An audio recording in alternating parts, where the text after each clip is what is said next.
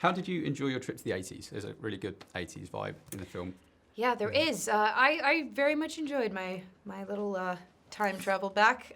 It was a world that was created by our director, Travis Knight, who did an incredible job in making it feel authentic for everyone involved. And I think it really translated on screen how his whole vision came to life, from everything from the world of the 80s, the Transformers, the different image of the Transformers, everything. He's to...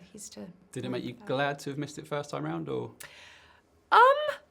Well, some things definitely did. But yeah, I don't know. I do find that there is so much that came out of the 80s that we reference now and are influenced by now that, yeah, I don't know. I'm good with this time. Yeah, yeah. And if you were a Transformer, what would your Transformer name be?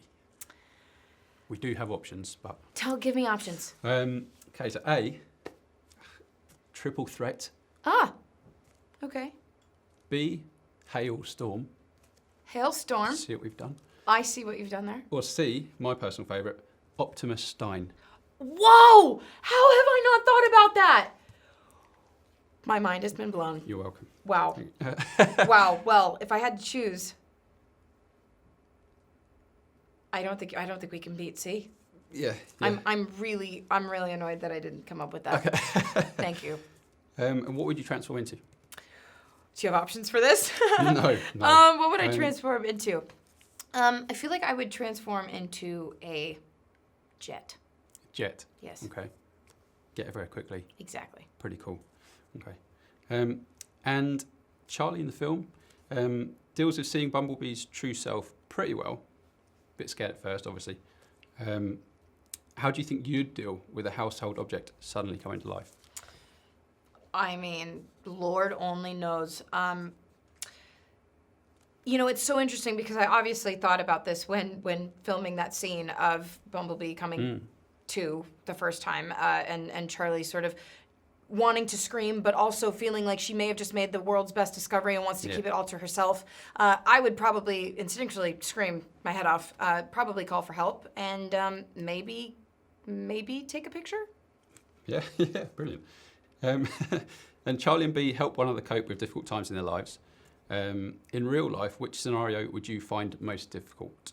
So A, diving off the top board, like proper headfirst dive. Wait, yes. Or B, remaining polite when someone tells you to smile when you really don't feel like it. I'm choosing which one feels... Which scenario would you find most difficult? Oh, probably the dive. Yeah. Yeah, I mean, I didn't necessarily have a fear of heights until jumping came into the equation. So I'd have a hard time with that. Right.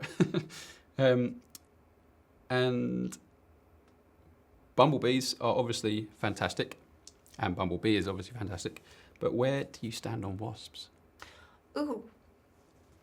Well, I don't particularly love them. They can be quite intimidating, if you will. Yeah. I would much prefer Bumblebee to a wasp. Yep.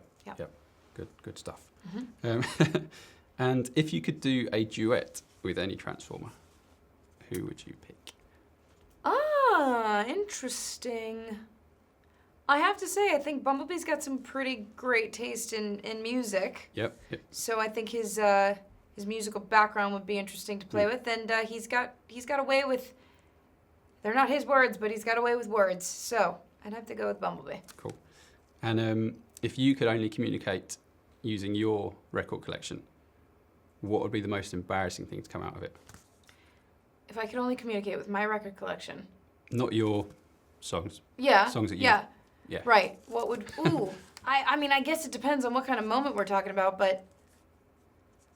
Any ghost in the skeleton there? The skeletons in the closet there that you're not. A bit embarrassing.